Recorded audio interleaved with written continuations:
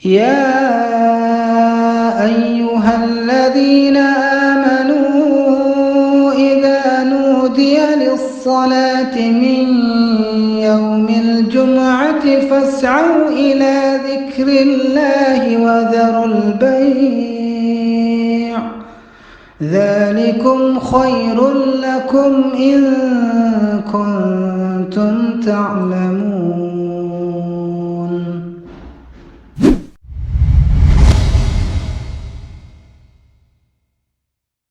Assalamualaikum warahmatullahi wabarakatuh.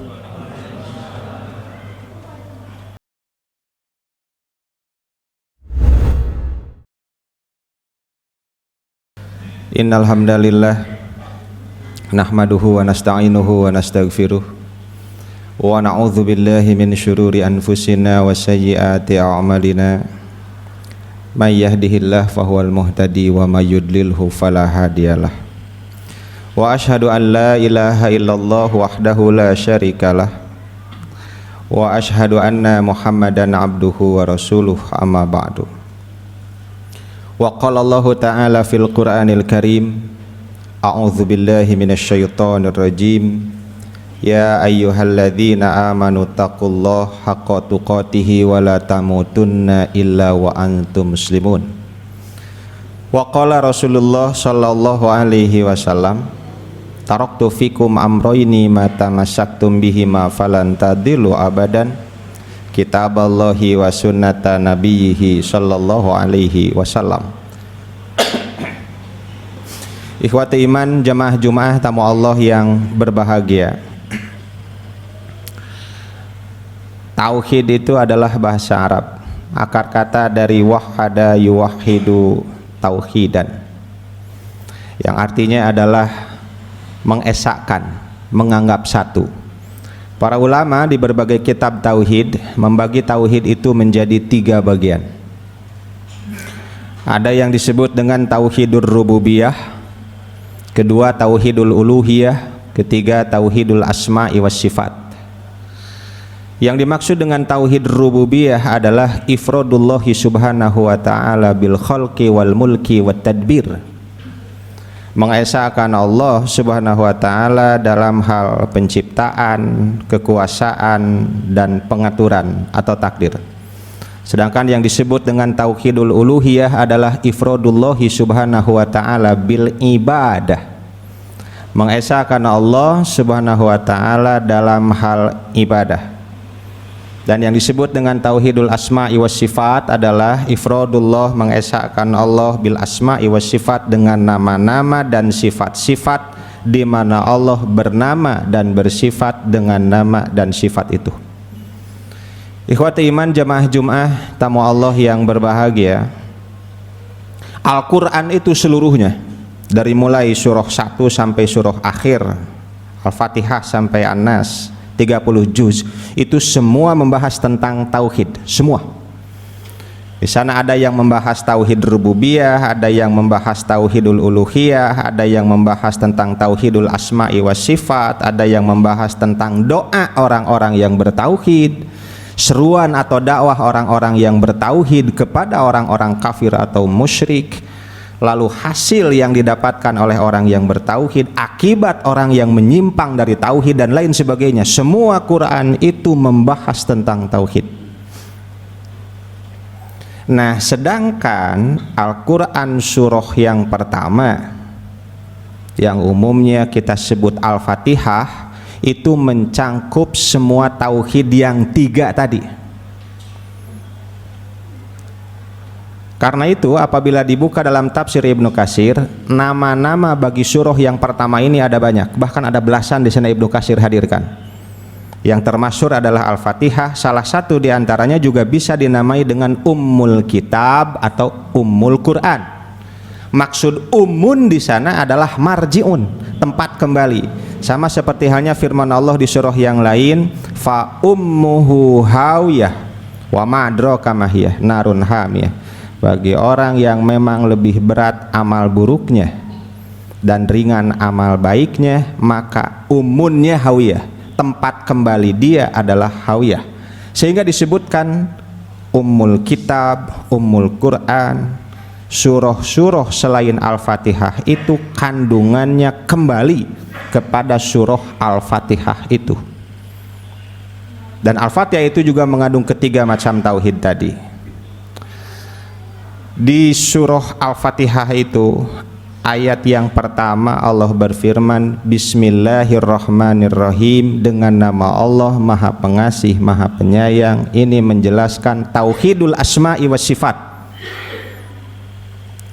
Allah adalah nama Tuhan kita yang paling agung di antara nama-nama Allah yang agung. Di sana ada Ar-Rahman Ar-Rahim. Ayat kedua, Alhamdulillahi Rabbil Alamin. Ini menjelaskan tentang tauhidur rububiyah. Rabbil Alamin, tauhid rububiyah, sehingga artinya adalah segala puji mutlak milik Allah sebagai Rabb alam semesta, maksudnya sebagai pencipta, sebagai penguasa, sebagai pengatur semua alam raya. Ar-Rahmanir Rahim ini juga tauhidul asma'i was sifat.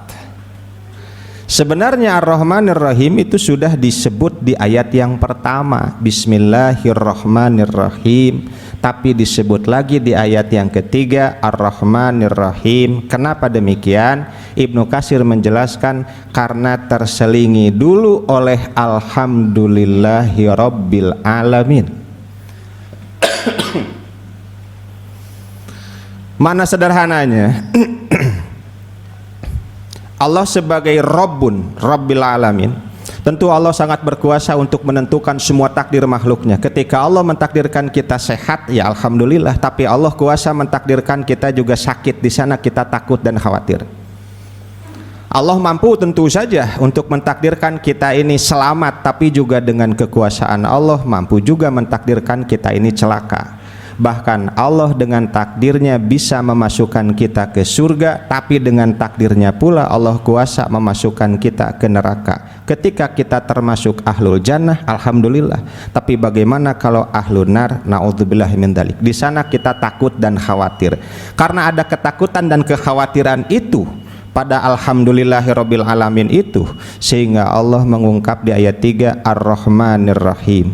Allah Maha Pengasih, Allah Maha Penyayang. Semua yang Allah takdirkan itu pasti adil. Maliki Yaumiddin, Allah yang merajai hari pembalasan. Yaumiddin ini yaumul ba'as. Ini adalah tauhid rububiyah. Di tauhid rububiyah mengesahkan Allah dari segi penciptaan, al-mulk, kekuasaan, tadbir, pengaturan. Malik Yaumiddin, tauhid rububiyah. Ini juga sebenarnya sudah tercover, terbahas di ayat yang kedua. Alhamdulillahi Rabbil Alamin. Allah sebagai Rabb itu otomatis sebagai Malik. Tapi kenapa diulang lagi di ayat yang keempat, Maliki Yaumiddin? Karena ketika Allah disebutkan sebagai Rabb dalam konteks dunia, masih saja ada manusia yang ngaku-ngaku juga sebagai dia sebagai raja, sebagai penguasa, hidup seenaknya, terserah dia. Bahkan ada saja manusia yang mengaku sebagai Tuhan. Contohnya adalah Fir'aun laknatullah. Ana Rabbukumul a'la. Rabb mana Musa? Yang aku tahu itu adalah saya adalah Rabb yang paling tinggi, saya adalah Tuhan yang paling tinggi, setinggi-tingginya. Tapi ketika disebutkan Maliki Yaumiddin, nanti di yaumil akhir, tidak akan ada seorang pun yang mampu mengaku-ngaku sebagai raja, apalagi ngaku-ngaku sebagai Tuhan. Bahkan berucap pun dia tidak mampu. Ngomong saja dia tidak kuasa, dia tidak bisa. Illa man adzina lahur rahman wa qala shawaba, kecuali orang yang Allah izinkan untuk berucap, untuk bertutur kata, dan ucapannya pasti shawaban. Makna shawaban adalah la ilaha illallah di salah satu tafsir Ibnu Katsir. 1-4 ini di hadis qudsi riwayat Imam Muslim, itu untuk Allah. Itu untuk Allah. Lalu ayat yang kelima, Iyyaka na'budu wa iyyaka nasta'in, hanya kepada Engkaulah kami beribadah, hanya kepada Engkau juga ya Allah kami mohon pertolongan. Ini yang disebut dengan tauhidul uluhiyah. Ifradullah subhanahu wa ta'ala bil ibadah, mengesahkan Allah dalam hal ibadah. Iyyaka na'budu wa iyyaka nasta'in. Ayat kelima ini adalah tengah-tengah surah Al-Fatihah, di antara Allah dan yang ada di antara hamba. 1-4 untuk Allah, ayat yang kelima tengah-tengahnya, 6 dan 7 itu untuk hamba. Begitu kata Allah di hadis qudsi riwayat Imam Muslim. Ihdinas siratal mustaqim siratal ladzina an'amta 'alaihim ghairil maghdubi 'alaihim waladdallin. Itu untuk hamba, menjelaskan tentang doa orang-orang yang bertauhid. Singkatnya, Al-Fatihah mengandung semua tauhid tadi. Barakallahu li walakum.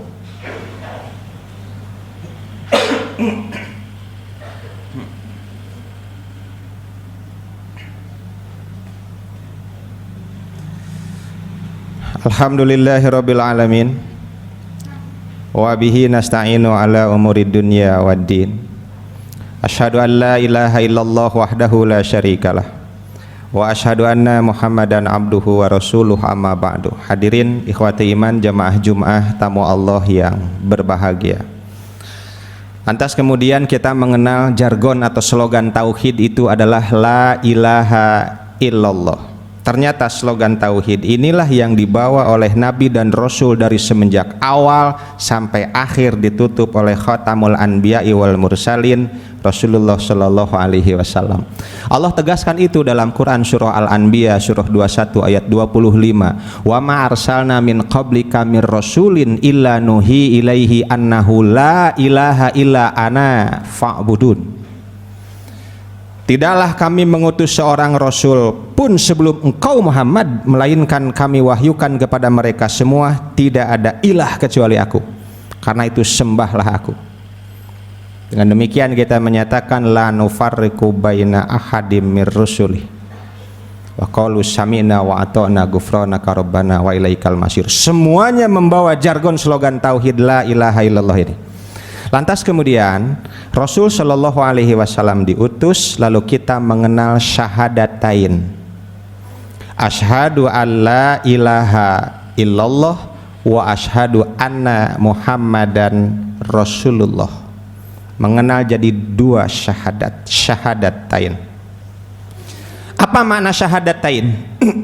Makna syahadatain apabila kita coba kupas secara singkat, secara simpel melalui kupasan tafsir surah Al-Kafirun. Jika ikhwati iman buka tafsir Ibnu Katsir surah Al-Kafirun, maka di sana disebutkan tentang sabab nuzulnya dulu. Sabab nuzul Quran surah Al-Kafirun yang 6 ayat itu adalah orang-orang kafir musyrik di waktu itu berkata kepada Rasul Shallallahu Alaihi Wasallam, wa bijahlihim da'au Rasulullah sallallahu alaihi wasallam bi ibadati authanihim sanatan. Dengan kebodohan mereka mengajak Rasul sallallahu alaihi wasallam untuk menyembah tuhan-tuhan mereka yang banyak itu selama 1 tahun. Wa yang buduna ma'budahu sanatan, dan mereka siap untuk beribadah menyembah kepada Allah Subhanahu wa taala 1 tahun berikutnya. Dengan kondisi seperti itu, fa'anzalallahu ta'ala, maka akibatnya Allah menurunkan bismillahirrahmanirrahim, qul ya ayyuhal kafirun.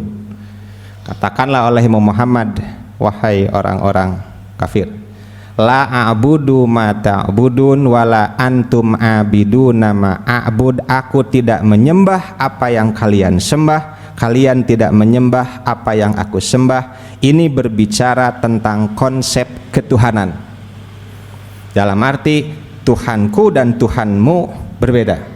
Itulah yang dimaksud la ilaha illallah. Ayat 2, ayat 3 Al-Kafirun. La ma'buda illallah. Tidak ada yang patut dan berhak untuk disembah atau diibadahi kecuali hanya Allah saja. Wala ana abidum ma'abatum wala antum abiduna ma'abud. Ayat 4, ayat 5 berbicara tentang cara ibadah. Aku tidak beribadah sebagaimana cara kalian beribadah, kalian pun tidak beribadah sebagaimana cara kami orang-orang muslim beribadah. Itulah yang dimaksud makna wa asyhadu anna Muhammadar Rasulullah. Karenanya di Ibnu Katsir diartikan wa asyhadu anna Muhammadar Rasulullah, maknanya la tariqa ilaihi illa bima jaa bihi Rasulullah sallallahu alaihi wasallam. Tidak ada jalan menuju kepada Allah kecuali apa yang dibawa, dicontohkan oleh Rasul sallallahu alaihi wasallam. Lakum dinukum waliyadin. Bagi kalian silahkan agama kalian, bagiku agamaku. Karena kita berbeda Tuhan, berbeda cara beribadah. Ibnu Katsir menggarisbawahi, bagi seorang hamba ketika akan melakukan peribadatan ada dua hal yang mesti ada dan harus jelas. Harus jelas. Satu, ini ibadahnya kepada siapa ini ditujukan? Siapa Tuhannya? Ma'budnya, yang disembahnya siapa? Harus jelas. Kedua, bagaimana cara ibadahnya? Itu juga harus jelas. Dan hal itulah yang diterangkan oleh syahadatain.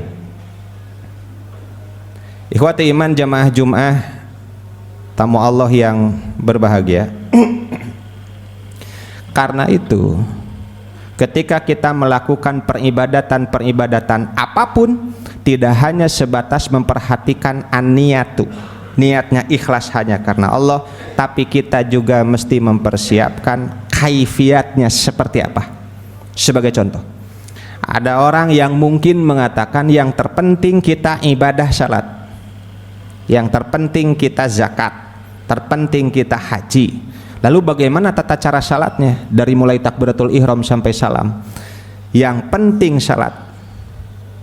Dianggapnya kaifiat itu tidak penting. Kalau memang kaifiat peribadatan dianggap kurang penting karena dia menganggap yang salah itu yang tidak salat, maka pertanyaannya untuk apa Rasul diutus? Rasul Shallallahu Alaihi Wasallam diutus menjelaskan praktek tata cara peribadatan yang khusus. Apabila kaum muslimin menyepelekan hal itu, kita tanyakan untuk apa Rasul diutus kalau begitu? Lalu bagaimana cara membumikan tauhid, membumikan akidah itu? Caranya adalah satu, kaum muslimin mesti bangga dulu bahwasanya dia sebagai muslim, bahwasanya dia memiliki konsep tauhid atau konsep ketuhanan yang luar biasa hebat.